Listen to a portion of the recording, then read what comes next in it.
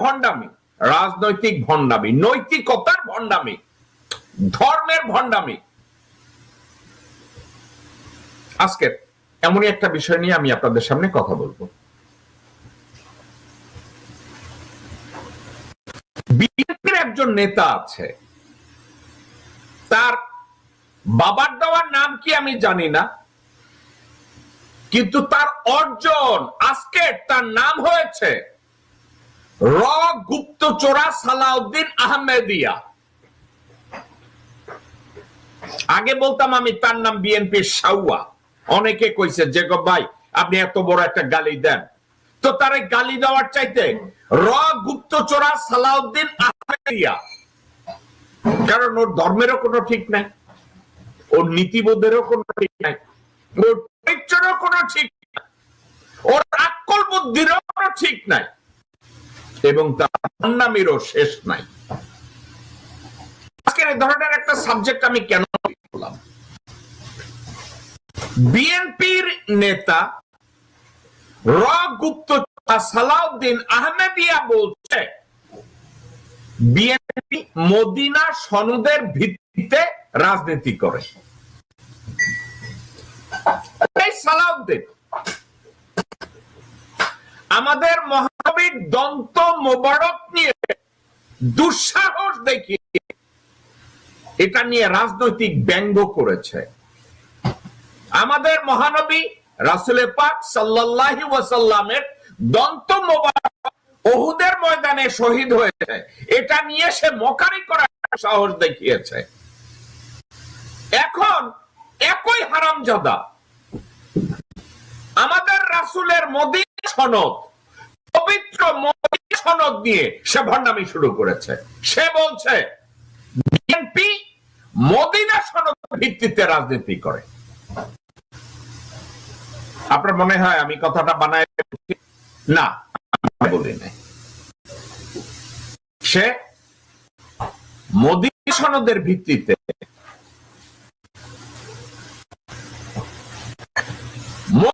নয়, আমরা ইসলামের অনুসারী ফতুল্লাহ কোন একটা জায়গায় যাইয়া সে বলছে মদিনার ইসলামে বিশ্বাসী, মদিনা শাসনের বিশ্বাসী, মদিনা সনদের রাজনীতিতে বিশ্বাসী। কে বল? র গুপ্তচরা সালাউদ্দিন আহমেদিয়া। মিজানুর রহমান আজহারি এত বড় জনপ্রিয় বক্তা হইছে, তার যদি এত বড় একটা নাম থাকে তাহলে শুধু সাউয়া একেবারে ছোট হয়ে যায়। তো আমি চিন্তা করে দেখলাম খালি সাউয়া হবে কেন? এত বড় বিদ্বান, এত বড় একজন মানুষ, নাম হবে মিজানুর রহমান আজহারির সাথে মিলাইয়া র গুপ্তচরা সালাউদ্দিন আহমেদিয়া। আহমেদিয়া কারা জানেন তো? আহমেদিয়া হইছে আমরা যাদের বাংলাদেশের মুসলমান হিসাবে মানতে চাই, কাদিয়ানি যারা, তারা হইছে আহমেদিয়া। আসলে আহমেদিয়া সম্পর্কে না, ব্রাহ্মণবাড়িয়ায় আহমেদিয়া মুসলমানরা জুমার নামাজের খুতবার বদলে হিন্দি গান চালায়া দেয়। তাই সালাউদ্দিনের মতো লোকজনরা এদের দ্বারা কিছু সম্ভব। তো তার নাম যদি হয় র গুপ্তচর সালাউদ্দিন আহমেদিয়া, তাইলে এটা ফিট। এখন একটা কথা বলি, আমি একটা কনসেপ্ট নিয়ে কথা বলি। কনসেপ্টটা হলো সালাউদ্দিন বলছে মওদুদি নয়, মদিনা সনদ। আপনাদেরকে আমি ঠান্ডা মাথায় একটা কথা বলি। আল্লামা আবুল আলা মওদুদি আমার দুলাভাই লাগে না, আমার আত্মীয় স্বজন লাগে না, কিন্তু আজকের যদি আপনারা স্যার আবুল আলা মওদুদিকে একটু গুগল করেন, এখন আমি জানি না আপনাদের নেটওয়ার্ক কত দূর পর্যন্ত যায়, উনাকে বলা হয়েছে বিংশ শতাব্দী একজন বিশিষ্ট ইসলামিক পণ্ডিত ও চিন্তাবিদ, এবং তার বিদ্যা, তার দূরদর্শিতা, তার রাজনৈতিক প্রজ্ঞা এবং তার পণ্ডিত্য, এগুলো নিয়ে এমন ভাবে ব্যাখ্যা আছে, আমার নতুন করে আপনাদেরকে পরিচয় করাইয়া দেওয়ার দরকার নেই। এবং আরো একজন, this guy was A inventor. আমরা যুগে যুগে, মওদুদি প্রতিদিন জন্মায় না, মাঝে মাঝে আমাদের মধ্যে 2-4 জন মওদুদি জন্মায়, জাকির নায়েক জন্মায়, আহমেদ দিদাত জন্মায়, এরা প্রতিদিন জন্মায় না। মোহাম্মদ কৌতুব জন্মায়, এরা প্রতিদিন জন্মায় না, এরা যুগে যুগে 2-1 জন জন্মায়। ইমাম আবু হানিফা জন্মায়,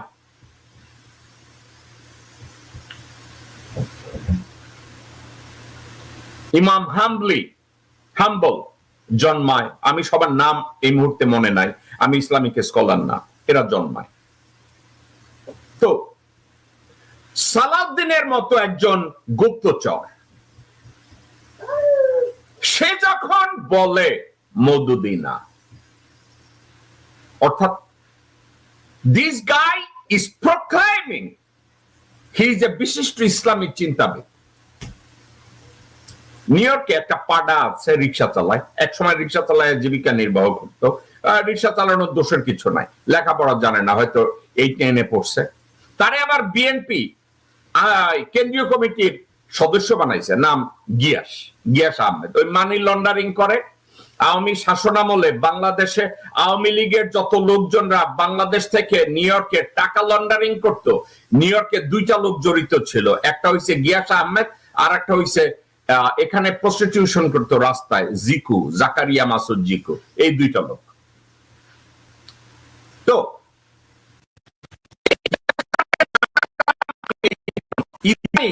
সে বিভিন্ন পোস্টার ছাপায়, পোস্টারে লেখে সে বিশিষ্ট ইসলামী চিন্তাবিদ। এখন সালাউদ্দিন সে ইসলাম নিয়ে কি লেখাপড়া করেছে, তাকে যদি কেউ জিজ্ঞাসা করে, মওদুদি ইসলামী নিয়ে যে লেখাপড়া করেছে, মওদুদি ভাষা নিয়ে যতটা লেখাপড়া করেছে, মওদুদি ইসলামিক হিস্ট্রি এন্ড স্টাডি নিয়ে যে কথাবার্তা বলেছে, তার 1000 ভাগের 2 ভাগ লেখাপড়া সে করে নাই। অথচ মওদুদিকে চ্যালেঞ্জ করে বসলো, মওদুদি নয়, আমরা মদিনার সনদের উপরে, মদিনার নীতির উপরে তারা রাজনীতি করে। সালাউদ্দিনকে কেউ যদি জিজ্ঞাসা করে, গুপ্তচর সালাউদ্দিন মদিনা সনদ বা মদিনার রাজনীতিতে কোন জায়গায় কি লেখা আছে নিজে এসালমের পয়সা চুরি কইরা ভারতের মেঘালয় শিলংয়ে গিয়া গুম করা, নাটক করা, এটা কি মদিনা সনদের মধ্যে পড়ে কিনা? এটা কি মদিনা সনদের মধ্যে পড়ে সালাউদ্দিন যে তুমি ভারত থেকে এসালমের পয়সায় চার্টার প্লেনে তুমি বাংলাদেশে আসছো? এটা কি মদিনা সনদের মধ্যে পড়ে কিনা? এবং তুমি এয়ারপোর্ট থেকে আবার এসালমের লিমুজিনে বাসা পর্যন্ত গেছো, এটা তোমার মদিনা সনদের মধ্যে পড়ে কিনা? আবার তুমি বাংলাদেশে আসার পরে ভারতপন্থী যত রাজনীতিবিদ আছে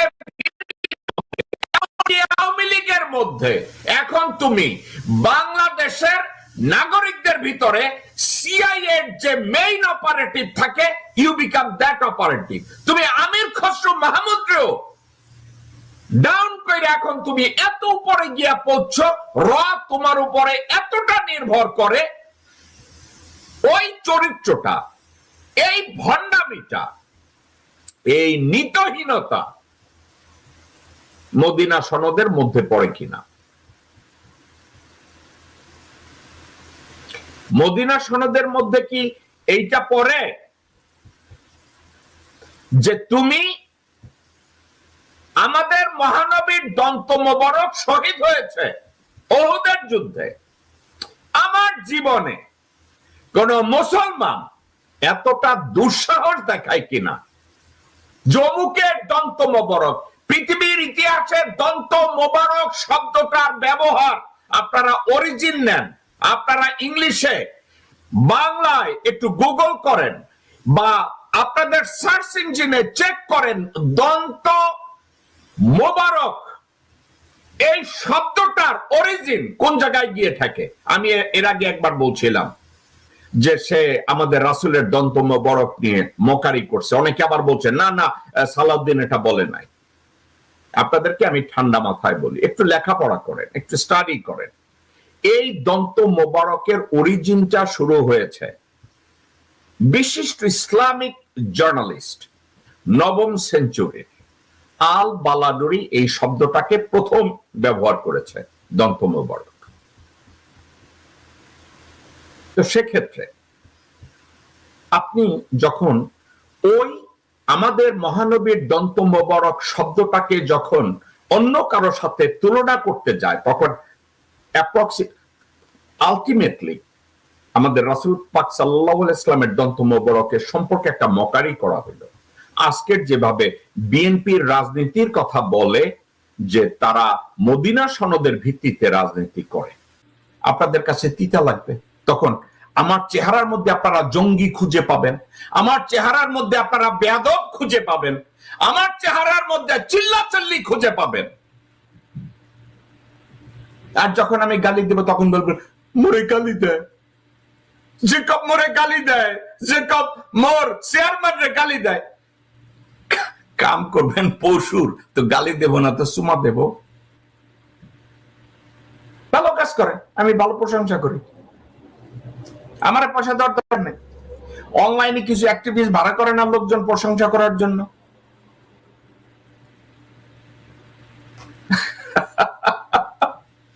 আজকের আমার কাছে এত বিরক্তি লাগছে যখন আমাকে ছবিটা কেউ পাঠাইছে এবং গুপ্তচরা সালাউদ্দিন আহমেদিয়া বলছে আমরা মদিনা সনদের ভিত্তিতে রাজনীতি করি। ফতুল্লাহ গিয়া কইছে, ঠিক আছে, ফতুল্লাহ গিয়ে এই কথা বলছে। একটা কথা আমি ঠান্ডা মাথায় বলি, কোন এক সময়, আজকের কথা না, 93 সালের কথা,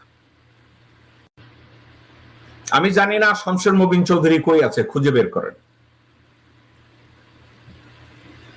আমার একটা ছবি তার সামনে ধরেন এবং বেগম জিয়ার সামনে ধরেন, ধরে বললেন এই লোক গ্র্যান্ড হায়াতে 93 সালে বেগম জিয়াকে বলছিল যে আপনি শেখ মুজিবকে জাতির পিতা ডিক্লার করে দেন অথবা ফাউন্ডিং ফাদার করে 3-4 জনের নাম ডিক্লার করে দেন, মুক্তিযুদ্ধের একটা ফরমেশন তৈরি করেন, যে ফরমেশনে স্পেসিফাই করেন 30-40 হাজার রিয়েল মুক্তিযুদ্ধ যারা করেছে নাম করেন, তাদেরকে মূল্যায়ন করে সূর্য সন্তান বানাই একটা কিছু করে দেন, আওয়ামী লীগের রাজনীতি আর কিছু থাকবে না। একেবারে সরাসরি। আমি বলছি না অন্য কারো কাছে যান, আমি বলছি বেগম জিয়ার কাছে যান এবং শমশের মুবিন চৌধুরীর কাছে যান। আমার ছবিটা সামনে ধরেন, তখন আমার ওজন কম ছিল, এত মোটাও ছিলাম না। আমি বলছিলাম এই কাজটা করে, আমার কথা শুনছে, শুনে নাই। আপনি কি মনে করেন বিএনপি এই যে এখানে কতগুলো আছে বট বাহিনী ব্যাককল আছে, তারা লেহে আমনের উপদেশ লাগবে না? একটা কথা আমি বলি, বিশ্বের জ্ঞানী গুণীজনরা যখন বই লিখেছে তারা তাদের দূরদর্শিতা, তাদের দর্শন তারা মার্কেটে ছেড়েছে। যার ইচ্ছা নিবে, যার ইচ্ছা নিবে না। তো এখানে এসে যারা আমাকে গালি দিচ্ছেন তাদের উদ্দেশ্যে বলছি, আমি একটা ওপেন বুক। অনলাইন অ্যাক্টিভিস্টরা যারা বসে বসে 3 দিন বসে 4 দিন দেয়, আমি ওই ভিডিও বানাই না। আমি যা জানি এবং আমি যে স্টাডি করি আপনাদের সামনে এসে সরাসরি কথা বলি। দেখো যদি আপনাদের ভালো না লাগে আমার এখানে বসে সময় নষ্ট করেন না, আপনার জরুরি কাজে এখান থেকে বেরিয়ে যান। হাওয়েভার, আমি যে কথাটা বলছি যে মদিনা সনদের ভিত্তিতে যদি বাংলাদেশ চলে, আমার চেয়ে বেশি খুশি অন্য কেউ হবে না। মদিনা সনদের ভিত্তিতে যদি বাংলাদেশের সংবিধান তৈরি হয়, রাষ্ট্রীয় অবকাঠামো তৈরি হয়, দেশের জনগণ হিন্দু, বৌদ্ধ, খ্রিস্টান, চাকমা, ইহুদি যারাই থাকুক, তারা মুসলমানদের পাশাপাশি মায়ের কোলে যেভাবে সেফ থাকে ওইভাবে সেফ থাকবে যদি মদিনা সনদকে কেউ বাস্তবায়ন করে। কিন্তু এই মদিনা সনদ এই ভণ্ড গুপ্তচরা সালাউদ্দিন আহমেদিয়ার মুখ থেকে এই কথা শুনতে চায় না। সততার কথা গোরখোদক আব্বাসের কাছ থেকে শুনতে চায় না। নীতির কথা রুমিন ফারহানার কাছ থেকে শুনতে চায় না। ভারত বিরোধিতার কথা গয়েশ্বরের কাছ থেকে শুনতে চায় না। চান্দাবাজির কথা, ভণ্ডামির কথা বিএনপির এসব নেতাদের কাছ থেকে শুনতে চায় না। তারেক রহমান তাকে ভালো কারা বলবে? যেমন আমি যদি তারেক রহমানের অ্যাডভাইজার হতাম, আমি তারেক রহমানকে বলতাম যে আপনার প্রশংসা কারা করবে এই ধরনের লোক সিলেক্ট করেন। তারেক রহমান ওনাকে উপদেশ দেওয়া না দেওয়া সমান, হচ্ছে একটা গাব গাছ। গাব গাছ না মান্দার গাছ, মান্দার গাছ না কলা গাছ, কলা গাছ না বেরন গাছ। এর উপদেশ দিয়ে কি করবেন? আমি কইছি বেটা তুই এমনি কথা ভালো কস, তুই কেউ দিয়ে ওই বক্তৃতা লেখাইস না। ওই বাল হরিদাস পাল একটা লিখে রাখছে, উপদেশটা নাই। মাহাদি আমিন, চেটের বাল সলিমুল্লাহ, মাহাদি আমিন এই নামের কোন এক টোকাই আছে, উপদেশটা নেয় অপু, উপদেশটা নেয় সানি, উপদেশটা নেয় মালেক, উপদেশটা নেয় হুমায়ুন। হবে আমি যদি তারেক রহমানের সামাজিক মর্যাদাকে বৃদ্ধি করতে চাইতাম, যে সে মানুষ হিসাবে একজন ভালো, এই কথাটাকে মার্কেটিং আমি কার দ্বারা করাতাম? আমি সমাজে যারা নীতিবান হিসাবে পরিচিত, সমাজে যারা বিদ্বান হিসাবে পরিচিত, সমাজে যারা ভারত বিরোধী হিসাবে পরিচিত, সমাজে যারা ইমানদার হিসাবে পরিচিত, এমন লোকজনদেরকে আমি খুঁজে বের করতাম। খুঁজে বের করে তারেক রহমানের সাথে ভার্চুয়াল মিটিং করাতাম। তাদেরকে বলতাম যে আমি যদি ভালো হই আমাকে ভালো বলবেন, আমি যদি খারাপ হই আমাকে খারাপ বলবেন। আমি আমার বাবার আদর্শের একজন সৈনিক। ওই লোকগুলো যদি তারেক রহমানকে গ্লোরিফাই করে লোকজনের সামনে, তারেক রহমান উপরে উঠবে। আর তারেক রহমানকে যদি সালাউদ্দিন কোন জায়গায় গিয়ে ভালো বলে, সালাউদ্দিনের ভালো বলার অর্থ কি জানেন তো? ওই সালাউর গোরখোদক আব্বাস যখন প্রশংসা করে তারেক রহমানের, লোকজন বলে ওই সালাও চান্দাবাজ। গয়েশ্বর যখন তারেক রহমানের প্রশংসা করে, কয় সালাও র। তারেক রহমান এই আক্কল বুদ্ধিগুলো একটু মাথায় জাগান রে ভাই, একটু লবণ খা, একটু ভালো লবণ খা।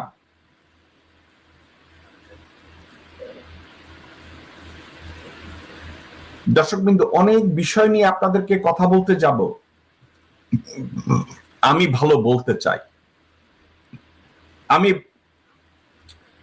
যাদেরকে পছন্দ করি না, আপনাদেরকে গতকালকে না পরশুদিন বলেছি, ধরেন আপনাদেরকে আমি পছন্দ করি না, কিন্তু আপনাদের একটা যোগ্যতা আছে, আমি ওইটাকে সম্মান করি। আপনাদের কিছু অর্জন আছে, আমি ওইটাকে ভালোবাসি। তারেক রহমান এবং বিএনপি আপনাদেরকে আজকের আরেকটা উপদেশ দেই যে আপনারা রাজনৈতিক অঙ্গনে কি করে আপনাদের গ্রহণযোগ্যতা বাড়াবেন। জামাতে ইসলামীকে চ্যালেঞ্জ করতে গেলে প্রথমত আমি জানি আপনারা এটা করবেন না, দ্বিতীয়ত যদি করেন তাইলে একটা রাস্তা আছে, কোন ইসলামিক দলকে টেনে আপনারা আপনাদের গ্রহণযোগ্যতা বাড়াতে পারবেন না। আপনাদের 31 দফা নামের গার্বেজ আবর্জনাকে ছিঁড়ে ফেলে দিয়ে বলেন আমরা মদিনা সনদকে গ্রহণ করেছি সত্যিকারের সমাজ ব্যবস্থাকে রিফর্ম করার জন্য এবং সত্যিকার অর্থে ওখানে যা আছে সেটাকে আমরা ইমপ্লিমেন্ট করব এবং ওটার ভিত্তিতে সংবিধান রচনা হবে, সংবিধানের পরিবর্তন হবে, সংস্কার হবে, বিচার ব্যবস্থা হবে, আমরা রাষ্ট্র চালাবো।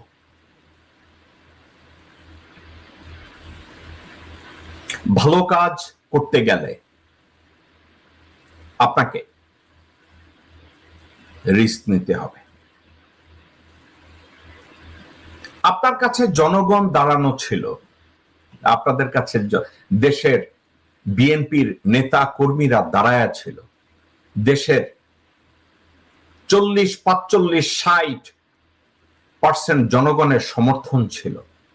আপনি এই সমর্থনকে, এই ভালোবাসাকে পায়ে ঠেলে দিয়ে আপনি রয়ের কাছে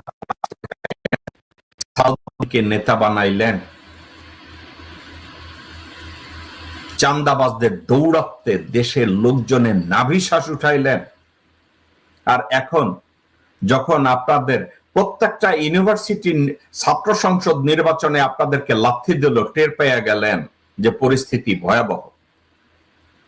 পরিস্থিতি ভয়াবহ দেখা এখন সালাউদ্দিন রে দিয়া যত শিখাইয়া গুতাইয়া ঐক্যমত্য কমিশনে পাঠাইছেন, এখন পিছনে বৈশা বলেন নোট অফ ডিসেন্ট, না ওইটা তো আমি কই না, না ওইটা তো আমি কই না, না এটা তো আমি কই না।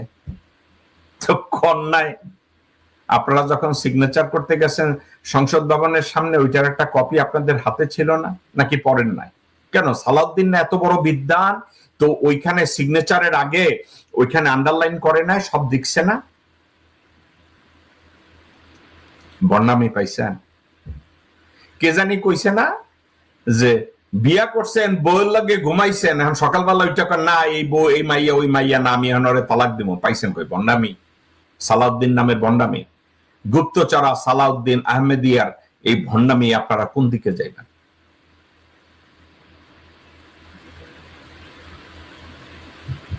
দর্শকবৃন্দ, আপনারা অনেকে লাইনে আছেন, আপনারা আজকের যে বিষয়গুলো নিয়ে কথা বলেছি, আপনারা কি কেউ এসে আমার সাথে কথা বলতে চান? আমি আপনাদের কাছে লিঙ্কটা দিলাম, আপনারা যদি কেউ এসে আমার সাথে কথা বলতে চান, আপনারা এসে আমার সাথে কথা বলতে পারেন। এই বিষয়ে আজকের যা বললাম এটা নিয়ে আপনারা আমার আলোচনায় অংশগ্রহণ করতে পারেন। আমার লিঙ্কটা আমি দিয়ে দিলাম, ওপেন। আমি আর 5 মিনিট থাকবো লাইভে। আপনারা যদি কেউ এসে কথা বলতে চান, আলহামদুলিল্লাহ, আসেন, আমি আপনাদের সাথে কথা বলি আজকের যে কোনো বিষয়। আজকের আমার কথার কনক্লুশন এটা, একটা ব্যক্তি যদি সৎ হয় এবং ওই সততাটাকে জানতে হবে মানুষের। ফর এক্সাম্পল, আমি ভালো একজন মানুষ, কিন্তু মানুষ এটা জানে না, জানাতে হবে। আপনারা ব্রাহ্মণ সমাজে বলছে আপনারে বড় বলে বড় সেই নয়, এইসব বস্তা পচা সল্লোক বাদ দেন। আমরা যে পৃথিবীর 22 শতাব্দীতে যে সমাজ ব্যবস্থায় আমরা আছি, এই সমাজ ব্যবস্থায় আপনি যদি একজন বিজ্ঞ, জ্ঞানী, বিনয়ী, নীতিবান একজন মানুষ হন, মানুষকে জানতে হবে।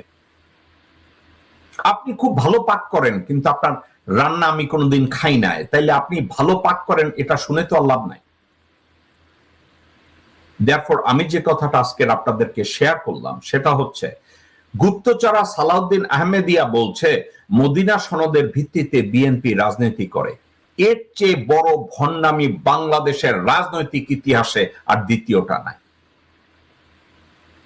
বাংলাদেশের রাজনৈতিক ইতিহাসে বিএনপির সবচেয়ে বড় ভণ্ডামি ভারতীয়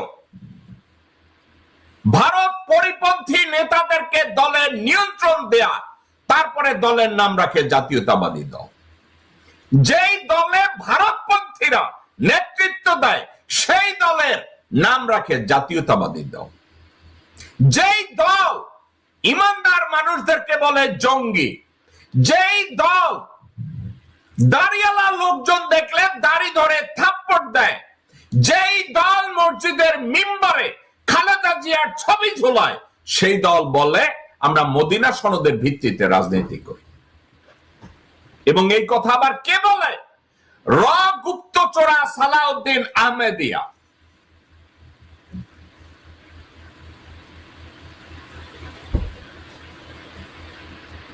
এর উপরে ভণ্ডামি আর হতে পারে না।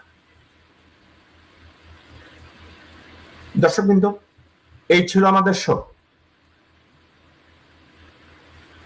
ব্যক্তি জীবনে এ ধরনের ভণ্ডামিকে কখনো প্রশ্রয় দিবেন না। ওই ভণ্ড যদি আমিও হই, আমাকে প্রত্যাখ্যান করুন।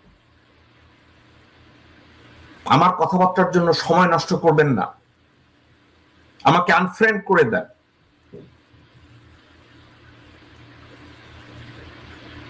একটা কথা আপনাদেরকে ঠান্ডা মাথায় বলি।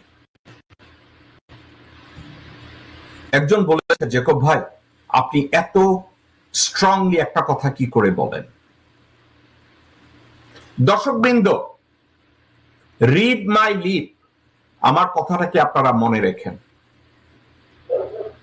জীবনে এমন কোন কাজ আমি করি নাই যে কাজের জন্য আমার দেশ ক্ষতিগ্রস্ত হবে। জীবনে এমন কোন কাজ আমি করি নাই যে কাজের জন্য আমার সমাজ দায়বদ্ধ হবে। আমি এমন কোন কাজ করি নাই আমার কোন বাংলাদেশি ভাইকে লজ্জা পেতে হবে।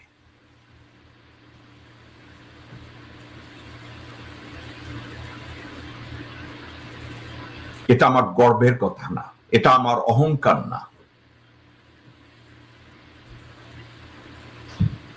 এটা হলো আমার মনের শান্তি। আমি রাত্রে যখন ঘুমাতে যাই, আমি নিশ্চিন্তে ঘুমাই এই চিন্তা করে যে আমি দেশের ক্ষতি হবে, আমার সমাজের ক্ষতি হবে, আমার সমাজের একজন মানুষ আমাকে নিয়ে লজ্জা পাবে, এমন কোনো কাজ আমার দ্বারা হয়নি।